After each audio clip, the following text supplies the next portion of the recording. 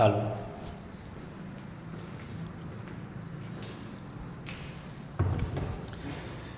નમસ્કાર વિદ્યાર્થી મિત્રો, કેમ છો? મજામાં?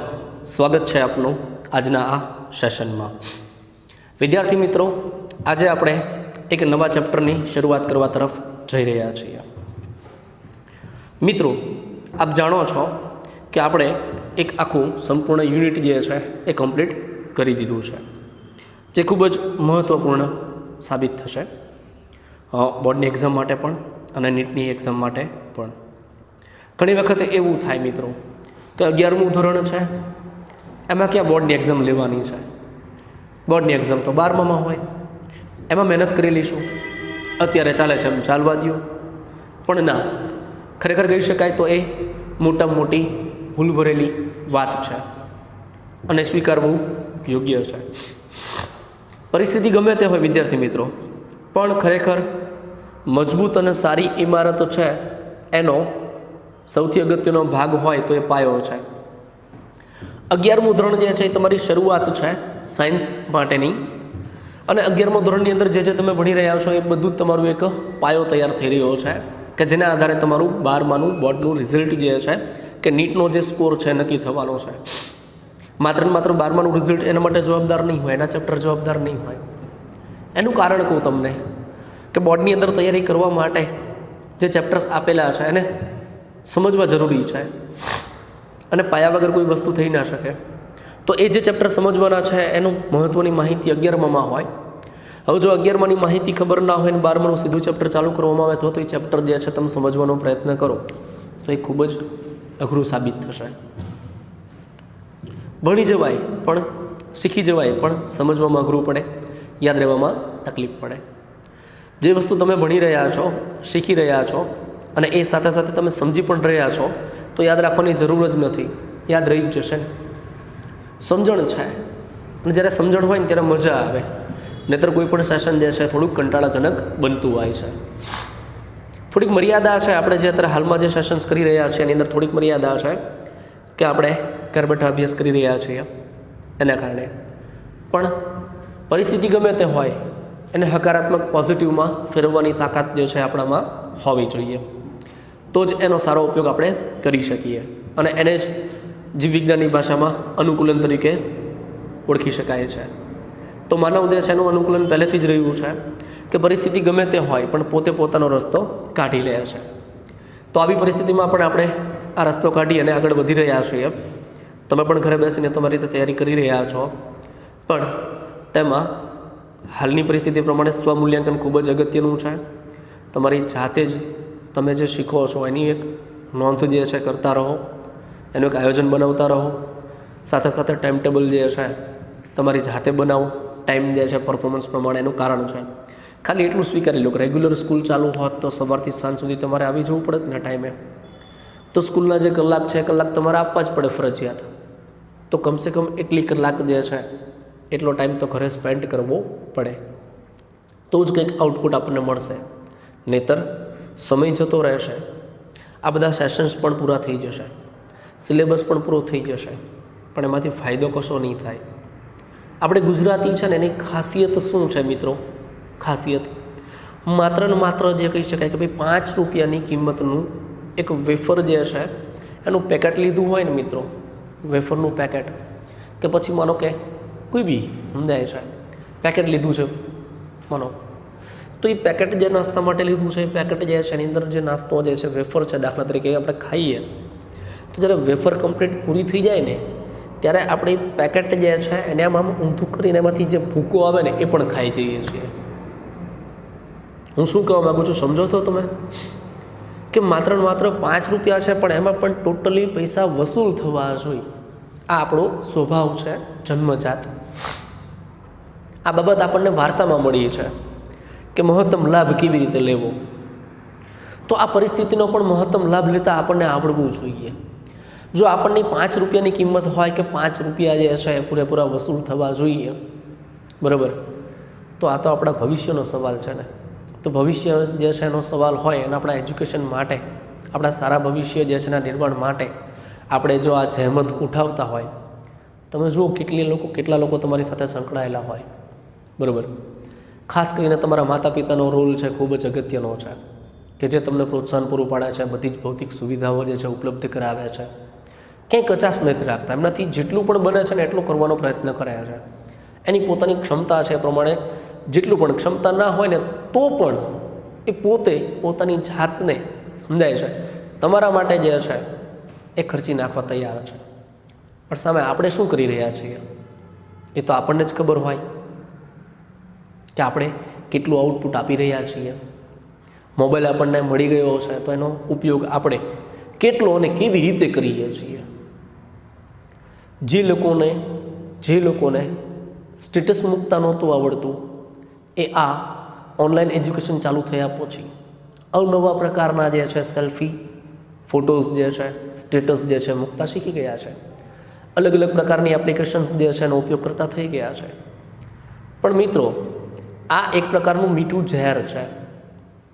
આ સમયની અંદર એ આપણને કામ શું આવશે એ વિચારવા જેવું છે.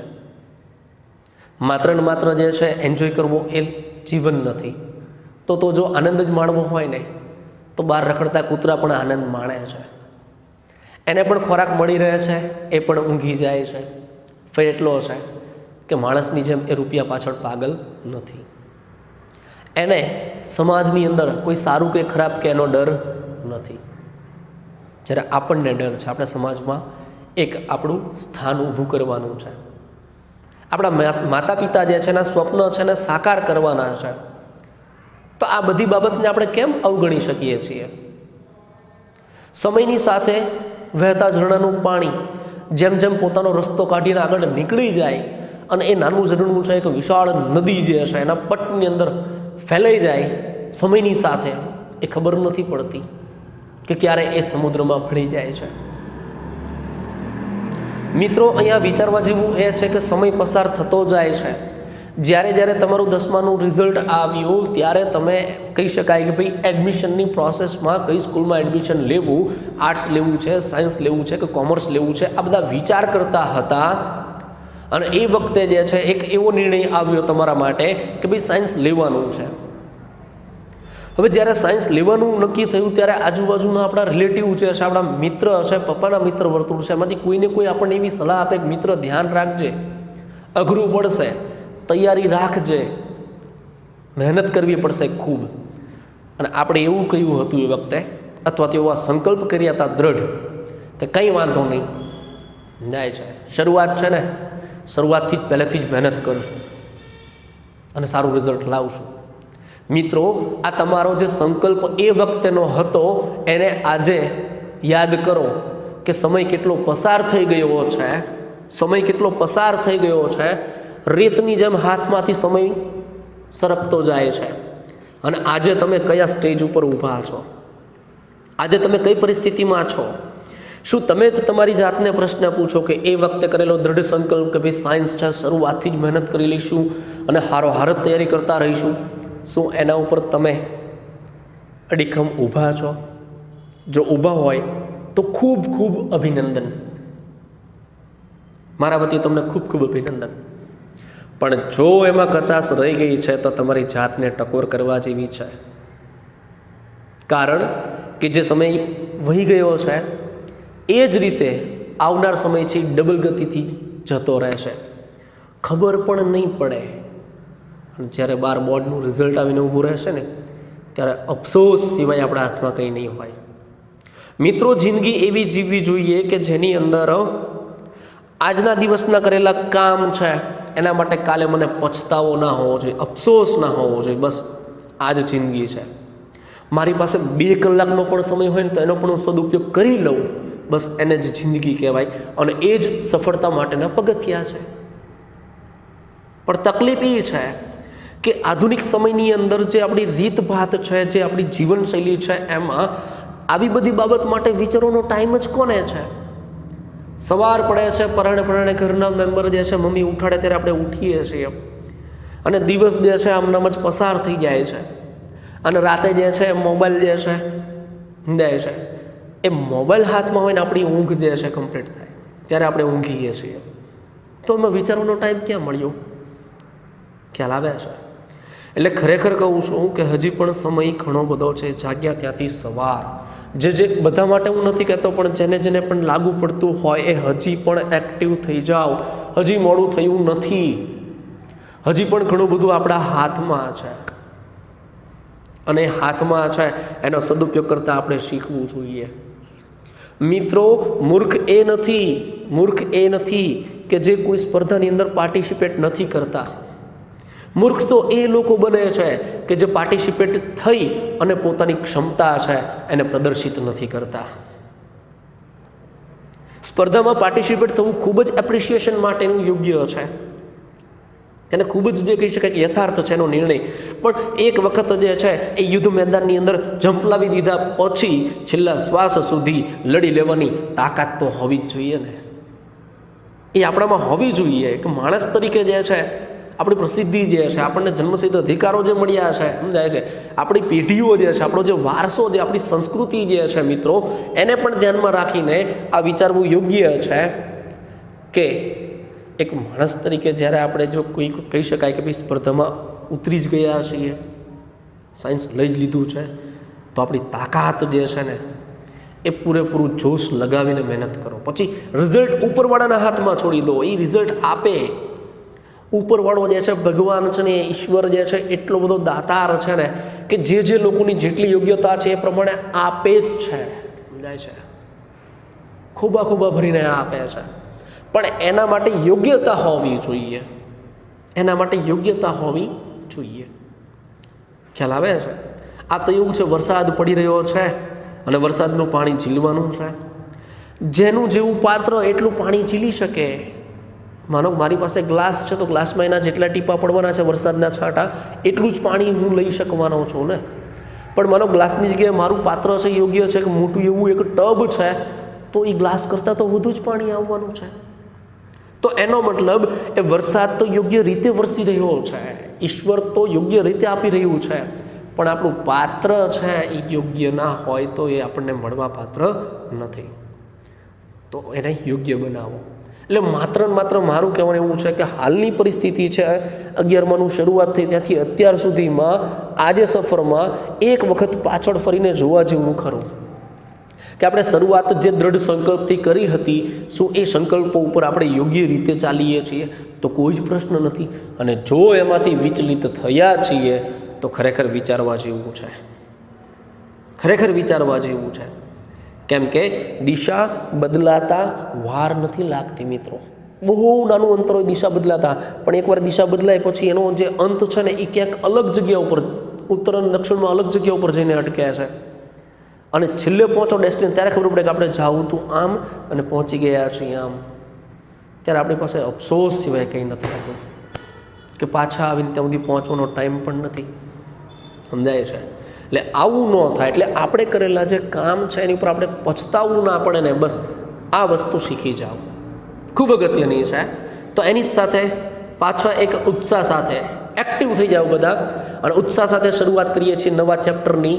ઉચ્ચ કક્ષાની જે કંઈ વનસ્પતિઓ છે એની અંદર પ્રકાશ સંશ્લેષણ. મિત્રો, પ્રકાશ સંશ્લેષણથી આપ પરિચિત છો, નાની મોટી બાબત આપણને ખબર છે, છતાં પણ એની એક શરૂઆત જે છે એ બેઝિક પાયાથી આપણે કરી રહ્યા છીએ. અને જોઈએ એક પ્રકાશ સંશ્લેષણ શું છે અને એના માટે આપણને પ્રસ્તાવના સ્વરૂપ જે છે શું સમજાવે છે. તો અહીંયા કંઈક એવું કહેવા માગે છે કે માનવ સહિત બધા પ્રાણીઓ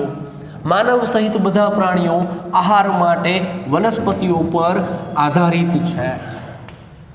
માનવ સહિત બધા જ પ્રાણીઓ જે છે આહાર માટે, પોતાના ખોરાક માટે વનસ્પતિઓ ઉપર આધારિત છે. તમને નવાઈ લાગશે કે વનસ્પતિ પોતાનો આહાર ક્યાંથી મેળવે છે. હવે આ લેવલે આપણને ખબર છે ક્યાંથી મેળવે છે, પણ શું કહે છે કે વાસ્તવમાં લીલી વનસ્પતિ તેમના જરૂરી ખોરાકનું સંશ્લેષણ કરે છે, એટલે કે નિર્માણ કરે છે, જાતે બનાવે છે. અને બાકીના બધા જ સજીવો છે એ પોતાને જે કંઈ આહારની આવશ્યકતા માટે તેના પર, એટલે કે વનસ્પતિ ઉપર નિર્ભર રહે છે.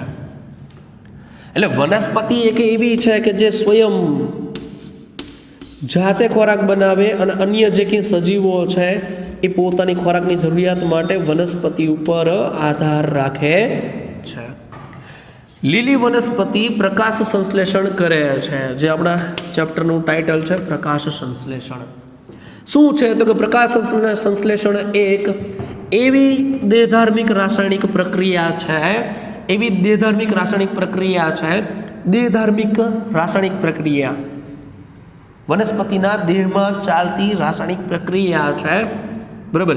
અને રેગ્યુલર બેઝ ઉપર ચાલતી પ્રક્રિયા છે કે જેના દ્વારા કાર્બનિક સંયોજનનું સંશ્લેષણ કરવા માટે પ્રકાશ ઉર્જાનો ઉપયોગ કરે છે. મિત્રો યાદ કરો, કાર્બનિક સંયોજનો આપણે જૈવિક અણુઓનું ચેપ્ટર પૂર્ણ કરી ગયા છીએ.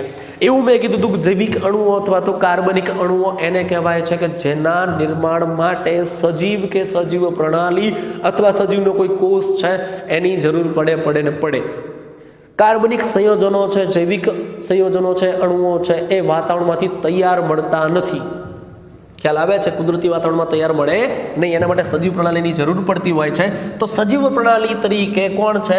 વનસ્પતિ છે, વનસ્પતિના કોષ છે કે જે શું કરે છે તો કાર્બનિક સંયોજનોનું નિર્માણ કરવા માટે એ કોઈને કોઈ ઉર્જા વાપરે છે. જે કઈ ઉર્જા છે? પ્રકાશ ઉર્જાનો ઉપયોગ કરે છે. લીલી વનસ્પતિઓ પ્રકાશ સંશ્લેષણ દ્વારા તેમના જરૂરી ખોરાક જે કંઈ છે એ બનાવે છે. તેથી તેઓને સ્વયંપોષીઓ તરીકે ઓળખવામાં આવે છે. પોતાની જાતે બનાવે છે એટલા માટે એને શું કહેવાય? સ્વયંપોષી તરીકે ઓળખવામાં આવે છે. તમે અભ્યાસ કરી ચૂક્યા છો કે માત્ર વનસ્પતિઓમાં જ સ્વયંપોષી પોષણ જોવા મળે છે. વનસ્પતિ જ પોતાની જાતે પોતાનું પોષણ જે છે મેળવી શકે છે, અને બાકીના બધા જ સજીવો જે કે છે ખોરાક માટે લીલી વનસ્પતિઓ પર નિર્ભર રહે છે, એટલે કે આધાર રાખે છે. અને જે સજીવો વનસ્પતિ ઉપર આધાર રાખે છે પોતાના ખોરાક માટે, એને શું કહેવાય? તો કે તેઓને વિષમપોષી સજીવો તરીકે ઓળખવામાં આવે છે. તો સ્વયંપોષી અને વિષમપોષી. આમ બધું જ મળીને પૃથ્વી પરના બધા જ સજીવો ઉર્જા માટે, બધું જ મળીને પૃથ્વી પરના બધા જ સજીવો ઉર્જા માટે સૂર્યપ્રકાશ પર આધાર રાખે છે. શું કહે છે? સૂર્યપ્રકાશ ઉપર આધાર રાખે છે. પ્રકાશ સંશ્લેષણ મહત્વપૂર્ણ છે. પ્રકાશ સંશ્લેષણ કેવું છે? મહત્વપૂર્ણ છે. તેના બે કારણ છે. બે એવા કારણ છે કે જે જેને કહી શકાય, જેના કારણે પ્રકાશ સંશ્લેષણ મહત્વપૂર્ણ છે. તો બે કારણ એવા છે કે જેમાં પહેલું છે કે પ્રકાશ સંશ્લેષણ જે છે એ પૃથ્વી પર બધા જ પ્રકારના ખોરાકનો પ્રાથમિક સ્ત્રોત છે. પૃથ્વી ઉપરના તમામ પ્રકારના જે ખોરાક છે એ ખોરાકનો પ્રાથમિક સ્ત્રોત છે એ પ્રકાશ સંશ્લેષણ છે. પ્રકાશ સંશ્લેષણ જે છે એ પ્રક્રિયા દ્વારા જ સૂર્યની પ્રકાશ ઉર્જાનું રૂપાંતરણ સજીવ માટેની રાસાયણિક ઉર્જામાં થાય છે. અને એ રાસાયણિક ઉર્જા જે છે એ પ્રકાશ સંશ્લેષણની પ્રક્રિયા દ્વારા એ રૂપાંતરણ પામે છે, અને રાસાયણિક ઉર્જા છે એક એવો સ્ત્રોત બને છે કે તમામ પ્રકારના ખોરાક જે છે પૃથ્વી ઉપરના, બરોબર, એ આગળ વધી શકે. તો આમ જે છે એ પૃથ્વી પર બધા જ પ્રકારના ખોરાક જે કંઈ છે એનો પ્રાથમિક સ્ત્રોત કોણ છે? પ્રકાશ સંશ્લેષણ. અને બીજું એ કહે છે કે પ્રકાશ સંશ્લેષણની મદદથી, એટલે પ્રકાશ સંશ્લેષણની પ્રક્રિયા થાય છે એટલા માટે વનસ્પતિઓ દ્વારા વાતાવરણમાં ઓક્સિજન મુક્ત કરવામાં આવે છે, અથવા તો મુક્ત કરવા માટે જવાબદાર છે. પ્રકાશ સંશ્લેષણની પ્રક્રિયા એવી પ્રક્રિયા છે જેની અંદર વનસ્પતિ જે છે વાતાવરણમાંથી કાર્બન ડાયોક્સાઇડ ગ્રહણ કરે છે, અને એ પ્રકાશ સંશ્લેષણની પ્રક્રિયા દરમિયાન ઓક્સિજન મુક્ત કરે છે, જે ઓક્સિજન વાતાવરણમાં ઉમેરાય છે. મિત્રો, વાતાવરણની અંદર ઉમેરાતો ઓક્સિજન તો શું કહે છે કે શું તમે, એટલે આ બે કારણો છે. એક, પૃથ્વીના બધા જ પ્રકારના ખોરાકનો પ્રાથમિક સ્ત્રોત છે, અને બીજું એવું કહે છે કે વનસ્પતિઓ દ્વારા વાતાવરણ જે છે એની અંદર ઓક્સિજન ઉમેરવામાં જે છે એના માટે જવાબદાર છે. શું તમે ક્યારેય વિચાર્યું છે કે શ્વાસ લેવા માટે ઓક્સિજન ન હોય તો શું થાય? ફૂલ સ્ટોપ લાગી જાય. Without oxygen we can't survive. Oxygen વગર આપણે જીવિત રહી શકતા નથી. અરે મિત્રો, માત્ર ને માત્ર વાતાવરણમાં ચલો ઓક્સિજન છે, પણ માત્ર ને માત્ર કહી શકાય કે ભાઈ શરદી થઈ છે અને બે નાક બંધ થઈ જાય અને આપણે ઊંઘમાં હોય તો પણ આપણે જાગી જઈએ છીએ. કારણ માત્ર શું? ઓક્સિજનનો પુરવઠો શરીરને મળતો નથી, અથવા તો નાક બંધ થાય ને સૂતા હોય તો ઓટોમેટિક આપણું મોઢું જે છે, મુખ ખુલી જાય, એના દ્વારા શ્વસનની પ્રક્રિયા ચાલુ થઈ જશે અને ગળું અને મુખ જે છે એ શુષ્ક બને, સુકાઈ જાય ત્યારે આપણને અણગમો લાગે એટલે આપણે જાગી જઈએ છીએ, પાણી પીએ છીએ, પણ નાક બંધ છે એટલા માટે ઊંઘ આવે નહીં. શું કામ? કારણ કે નાક બંધ એ પ્રોબ્લેમ નથી, પ્રોબ્લેમ છે ઓક્સિજન નથી મળતો. મિત્રો, નાક બંધ હોય અને ઓક્સિજન માસ્ક અથવા તો ઓક્સિજન માટેની નળી જે છે શ્વસન નળી સુધી પહોંચી જાય મુખ દ્વારા અને એમાંથી જો શ્વસનની ક્રિયા ચાલુ થઈ જાય ને તો પ્રોબ્લેમ સોલ્વ. તો ભલે નાક બંધ હોય, શું ફેર પડે? પણ ના, આપણે જે કહીએ છીએ કે આપણી સામાન્ય પરિસ્થિતિમાં નાક બંધ છે અને એ શ્વસન માર્ગ જે છે એનો પ્રવેશ માર્ગ કહી શકાય, બરાબર, શ્વાસ માટેનો. તો એ બંધ હોય તો આપણને ઓક્સિજનનો પુરવઠો પૂરો ના પડે, તો એમાં પણ આપણે મૂંઝવણમાં મૂકી જઈએ છીએ. તો અહીં તો વાત શું કરે છે કે શું તમે ક્યારેય વિચાર્યું છે કે શ્વાસ લેવા માટે ઓક્સિજન ન હોય તો શું થાય? ફૂલ સ્ટોપ લાગી જાય એટલે કે મૃત્યુ થઈ જાય. આ પ્રકરણ પ્રકાશ સંશ્લેષણ ક્રિયાવિધિની, આ પ્રકરણ જે છે પ્રકાશ સંશ્લેષણ ક્રિયાવિધિની રચના અને રાસાયણિક શક્તિમાં રૂપાંતરણ થવાની વિવિધ પ્રક્રિયાઓ પર પ્રકાશ પાડે છે. એટલે શું કહે છે કે આ પ્રકરણ જે આપણે ભણવાના છીએ એ પ્રકાશ સંશ્લેષણ જે છે એ ક્રિયાવિધિની રચના, કેવી રીતે પ્રકાશ સંશ્લેષણ થાય છે અને રાસાયણિક શક્તિમાં રૂપાંતરણ. આ રાસાયણિક શક્તિમાં રૂપાંતરણ હમણાં મેં વાત કરી એમ કે પ્રકાશ શક્તિ છે એનું રાસાયણિક શક્તિમાં રૂપાંતરણ કરવું પડે. શા માટે? કારણ કે પ્રકાશ શક્તિ સીધી જ આપણે ગ્રહણ કરી શકતા નથી, એનો ઉપયોગ આપણે કરતા નથી. તો વનસ્પતિ પ્રકાશન જે પ્રકાશ શક્તિ જે છે, પ્રકાશ ઉર્જા છે, એનું રાસાયણિક શક્તિ રાસાયણિક ઉર્જામાં રૂપાંતરણ કરી આપે છે. પણ એ રૂપાંતરણ થવાની જે વિવિધ પ્રક્રિયા છે, કેવી રીતે, બરાબર, એની ઉપર ફોકસ કરે છે કે આપણને શીખવવા માગે છે. મિત્રો, ખૂબ જ અગત્યનું ચેપ્ટર છે અને સમજણવાળું છે, મજા આવશે સમજવાની. ઘણી બધી બાબત એવી હશે કે જે ખરેખર આપણને આમ ખબર છે ને એને ઊંડાણમાં છીએ તો આપણને ખ્યાલ ન પણ હોય. તો આવી બાબતને પણ આમાં શીખવાનો પ્રયત્ન કરવાના છીએ. મિત્રો, પ્રકાશ સંશ્લેષણ ખૂબ જ અગત્યનું જે કહી શકાય કે ભાઈ છે વનસ્પતિ માટેનું, પણ આપણો પણ આધાર એની ઉપર જ છે. કારણ કે વિશ્વની અંદર જે કંઈ સજીવો છે એ ખોરાક માટે કાં તો શાકાહારી હોઈ શકે કાં તો માંસાહારી હોઈ શકે. પણ શાકાહારી છે તો વનસ્પતિ ઉપર સીધા જ અવલંબન છે એનું. પણ જો માંસાહારી હોય તો આડકતરી રીતે પણ એ વનસ્પતિ ઉપર તો આધારિત છે, કેમ કે એ જે તે સજીવનું માંસ ખાય છે ખોરાકમાં, તો એ સજીવ પણ ક્યાંક ને ક્યાંક વનસ્પતિ ઉપર જ આધારિત છે ને. દાખલા તરીકે આપણે ખોરાક માટે દૂધ ઉપયોગ કરીએ છીએ તો દૂધ તો આપણને પ્રાણીજન્ય નિપજ છે, પણ જે પ્રાણીમાંથી દૂધ મળે છે એ પ્રાણીનો ખોરાક તો વનસ્પતિજન્ય છે ને. તો આમ સીધી અથવા આડકતરી રીતે પણ બધા જ સજીવો વનસ્પતિ ઉપર આધારિત છે. વનસ્પતિઓ જે છે એ સૂર્યપ્રકાશ ઉપર આધારિત છે, કેમ કે એની પ્રકાશ ઉર્જાનો ઉપયોગ થઈ રહ્યો છે. તો આમ જોવા જાવ તો હવે એવું કહી શકાય કે આપણે બધા વનસ્પતિ ઉપર આધારિત અને વનસ્પતિ પણ સજીવ છે. તો વનસ્પતિ જે છે પ્રકાશ ઉપર આધારિત છે. તો આમ જો કે ઉર્જાનો મુખ્ય સ્ત્રોત જે છે એ સૂર્ય છે. પૃથ્વી ઉપર ઉર્જાનો મુખ્ય સ્ત્રોત, જે ઉર્જા સંચાલન થઈ રહ્યું છે, ભલે એના સ્વરૂપ બદલાતા હોય, બરાબર, પણ એનો મુખ્ય સ્ત્રોત ક્યાંક ને ક્યાંક સૂર્ય છે. તો એની પ્રકાશ ઉર્જા, એનું જ રૂપાંતરણ રાસાયણિક ઉર્જામાં થાય અને એ જ રાસાયણિક ઉર્જા અલગ અલગ સજીવોમાં અલગ અલગ સ્વરૂપે ફરતી હોય અને કાર્ય કરવા માટે જવાબદાર ઉર્જા છે. તો આમ જ જીવનચક્ર આખું ચાલે છે. મિત્રો, અમુક બાબત પાયાની ખૂબ અગત્યની હોય, બરાબર. સમયને ધ્યાનમાં રાખતા આજનું આ સેશન છે એમાં અહીં પૂરતું રાખીએ છીએ કે ભાઈ મને પ્રસ્તાવના છે એ જ એક પોઈન્ટ પૂરો કરીએ છીએ. આવનાર સેશન જે છે એની અંદર પણ બુક પ્રમાણે આગળ ચાલીએ એ પહેલાં જે છે ખરેખર પ્રકાશ સંશ્લેષણ શા માટે જરૂરી છે, વનસ્પતિ શા માટે કરે છે, આપણા માટે શું કામ અગત્યનું છે, આપણે એની પર કેવી રીતે આધારિત છીએ, આપણા શરીરમાં થતી ઉર્જાની પ્રક્રિયા શું છે, વનસ્પતિમાં થતી ઉર્જાની પ્રક્રિયા શું છે, ક્યાં કઈ વસ્તુ બને છે, કઈ વસ્તુ તૂટે છે, કોનું નિર્માણ થાય છે, કોના કારણે થાય છે, શું જવાબદાર છે, આ બધી જ બાબતો છે ને એને એક સેશનની અંદર આપણે કમ્પ્લીટ કરવાના છીએ, જેથી કરીને તમને ચેપ્ટર જે છે એ સમજવાની એટલી મજા આવશે કે એમાં છે ને કંઈક કચાશ ના રહે.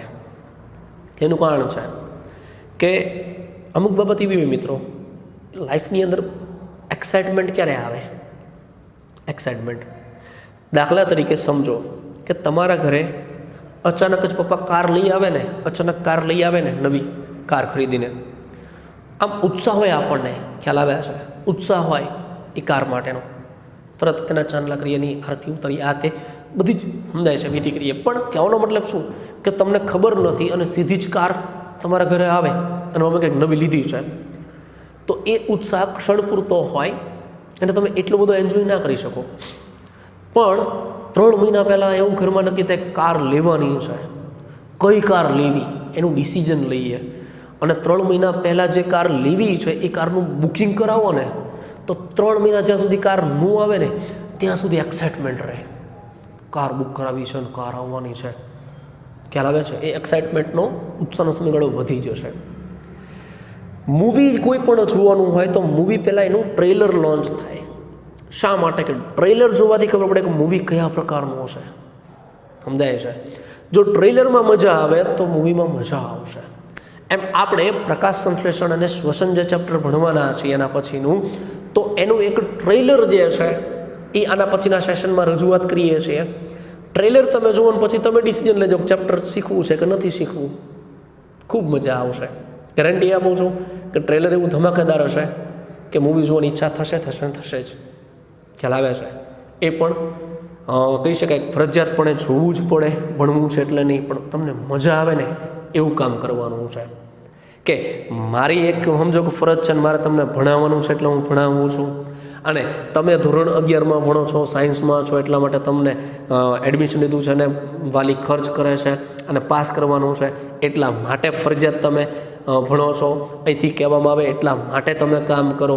એના કરતાં મિત્રો છે ને, મને શોખ હોય અને હું ભણાવું અને તમને મજા આવે અને તમે ભણો ને, આમાં બહુ રિઝલ્ટ આઉટપુટ સારું આવે. એટલે કે કહેવાનો મતલબ શું, એમાં કંટાળો ક્યાંય ના આવવો જોઈએ, એ ખૂબ અગત્યનું છે. તો સમયની મર્યાદાને ધ્યાનમાં રાખતા મિત્રો આજનું સેશન છે ને અહીં પૂરતું રાખીએ છીએ. મળીએ નેક્સ્ટ સેશનની અંદર એક નેક્સ્ટ નવા જે કંઈ ચેપ્ટરની શરૂઆત આપણે કરવા તરફ જઈ રહ્યા છીએ, બરાબર, એ 2 ચેપ્ટરના ટ્રેલર સાથે. ખરેખર 2 ચેપ્ટરનું કહું છું, બરાબર, પણ એમાં ઘણી બધી માહિતી આવી જશે, ઘણા બધા ચેપ્ટર જે છે એનો સમાવેશ થઈ જશે. તો ટ્રેલર જે છે એ જોઈએ અને પછી ચેપ્ટરની શરૂઆત એટલે કે આગળનો ટોપિક જે છે એમાં ઊંડા ઉતરશું. તો મળીએ નેક્સ્ટ સેશનમાં, ત્યાં સુધી આવજો અને ખાસ વાંચતા રહેજો.